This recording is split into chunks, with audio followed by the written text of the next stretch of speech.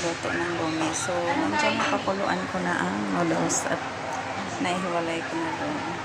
So, ilagay na natin ang karne at saka yung manok. So, hindi ko na himay-himayin yan kasi kami lang kakain yan. So, nandiyan tayo sa high heat. Nakahihitan. Ayan, malakas na ang pagkulo. So, lagay ko na ang baggy beans kasi matagal ko maluto.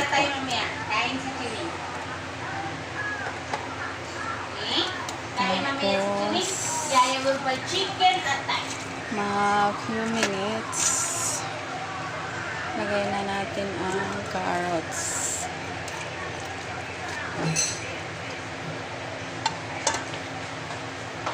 So, dagdagan natin ng panimpla, guys. Para mas masarap. Lagay natin ang granules ng magic sarap. Tapos, lagay natin ang red bell pepper. Tsaka carrots. Kamain ko na lang, guys, ha. Kasi pinagtabi ko para konti ang hugasan. So, kamain ko na lang. Kasi pahuli yung sitsaro at saka yung leeks.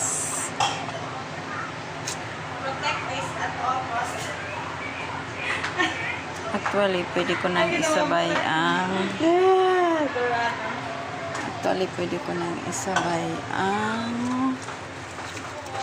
leeks. Kasi merong hindi kompleto ang ipin. So, pahuli natin ang sitsaro. Kasi madali siyang maluto ang sitsaro. Tsaka pangit yung gulay na hindi crispy. Ano na yung gulay. Pag ang gulay ay lusaw, wala ng sustansya. So, lagyan natin ng konting patis. Ayan.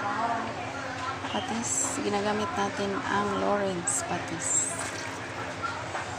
Matagal ng brand yan noon pa. Yan yata ang unang brand ng patis sa Pilipinas. Gawa ng Lawrence Food Corporation. Tapos, isunod na natin ang sitsaro.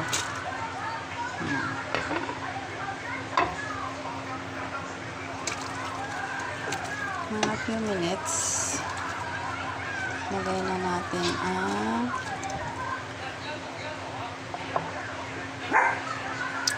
ito, guys, few minutes, lagay na natin. Lagay ko na kasi may kakain.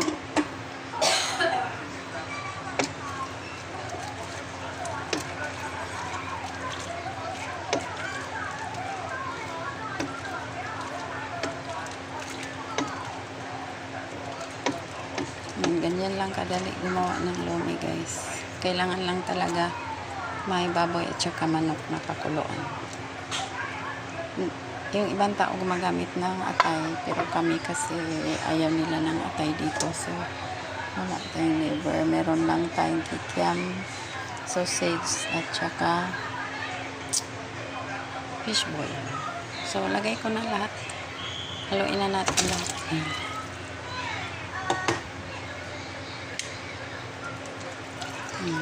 Yan. Ang kulang na lang dito yung boiled egg.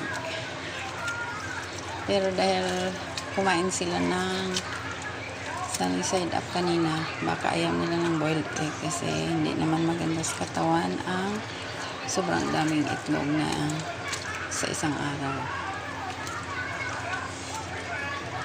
So, yan. Ayan, guys. Tapos na ang ating lumi.